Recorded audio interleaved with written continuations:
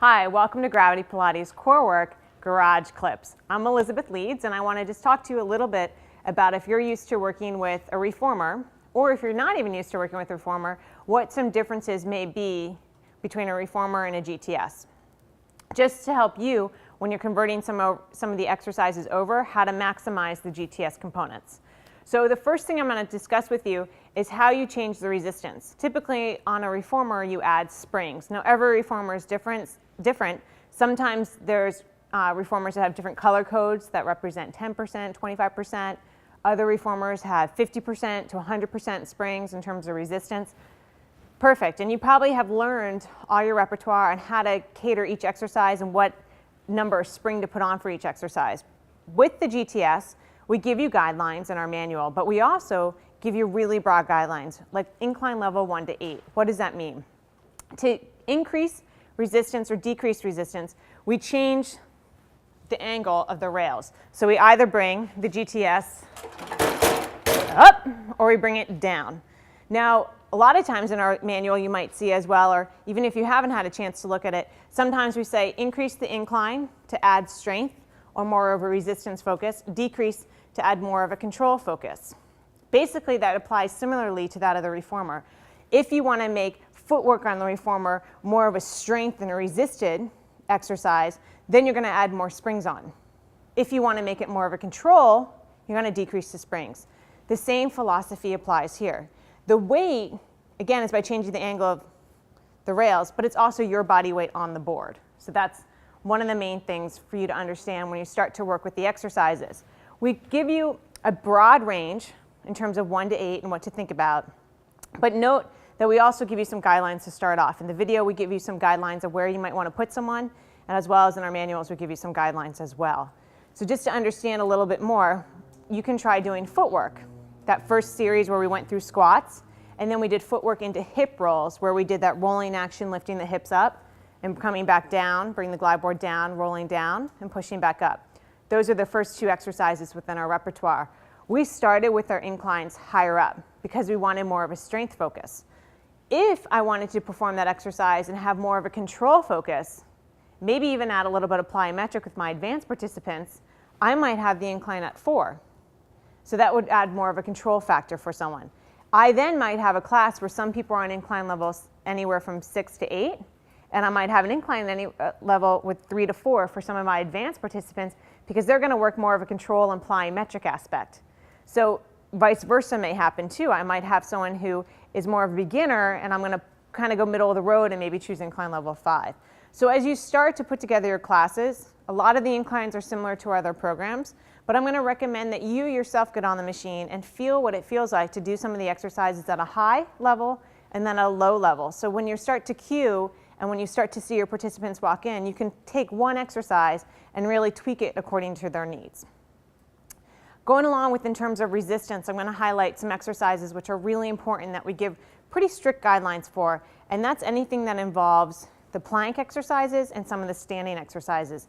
We don't recommend an incline 1 to 8. We usually recommend 1 to 4 because we want to keep the body to a point where you're not going completely to a point where your feet are up here and you're doing a high inverted, almost plank position.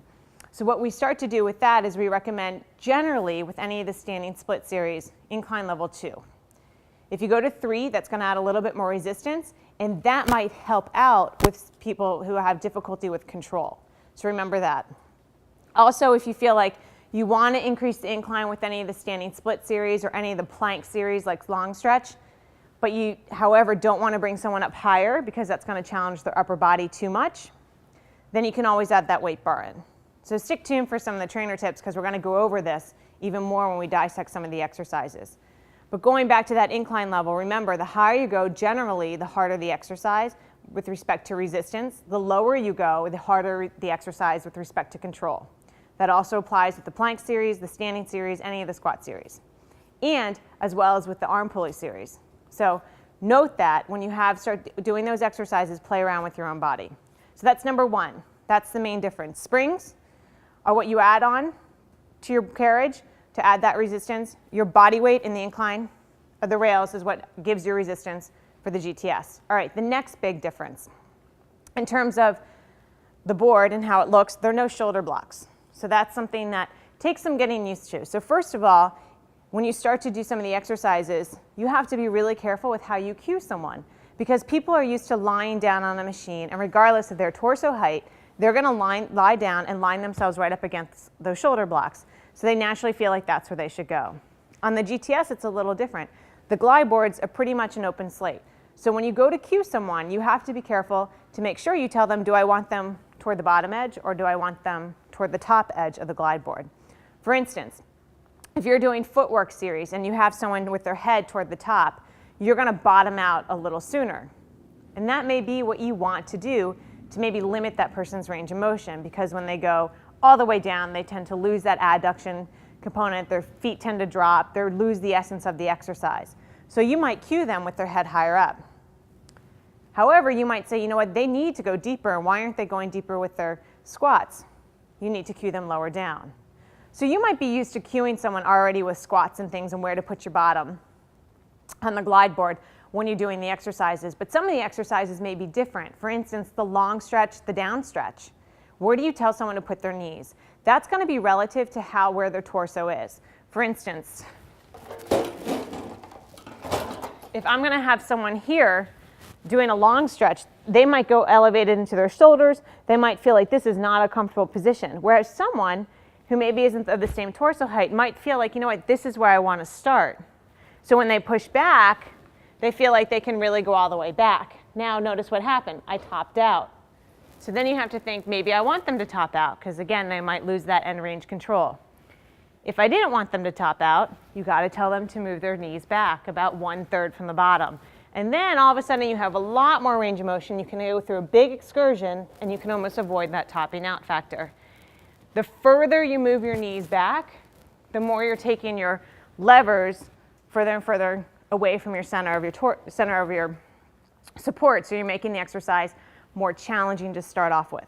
So recognize that. Typically I use the board in thirds and say put your feet or knees 1/3 from the bottom, or say put your bottom all the way to the top or all the way for the bottom edge. I use that kind of phraseology so that they can get used to where they should put their body.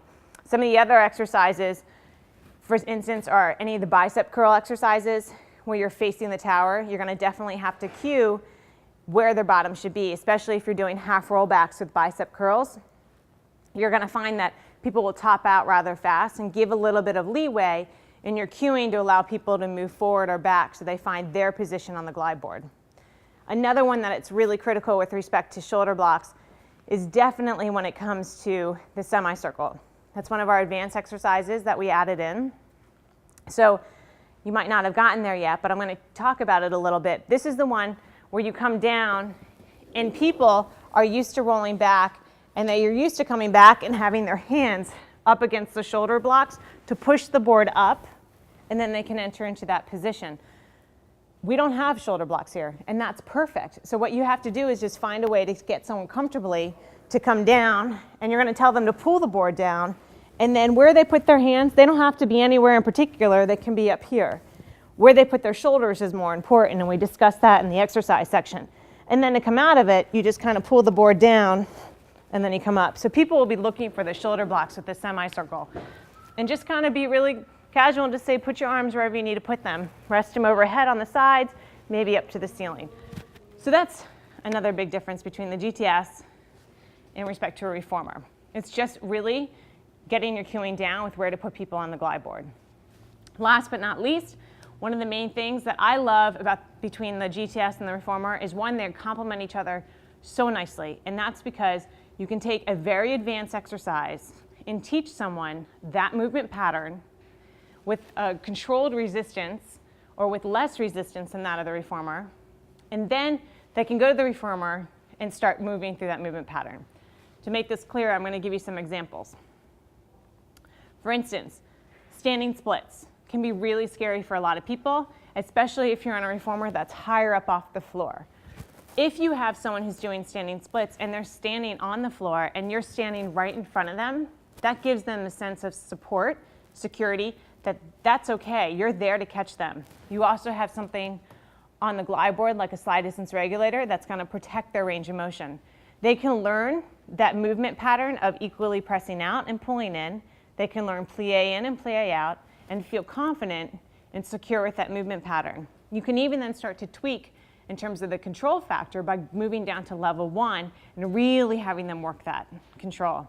Then when they get up to that point of where maybe they're standing higher on a reformer, you know that they know that movement pattern in their body, so they're not trying to learn that neurological training, motor coordination in their body. Now they can actually just learn it with the new form of resistance. So that's really nice. Snake is really cool. One of those exercises where you're standing on the tow bar and you're coming down, and you see it probably in our presentations, you see it in a lot of the ads.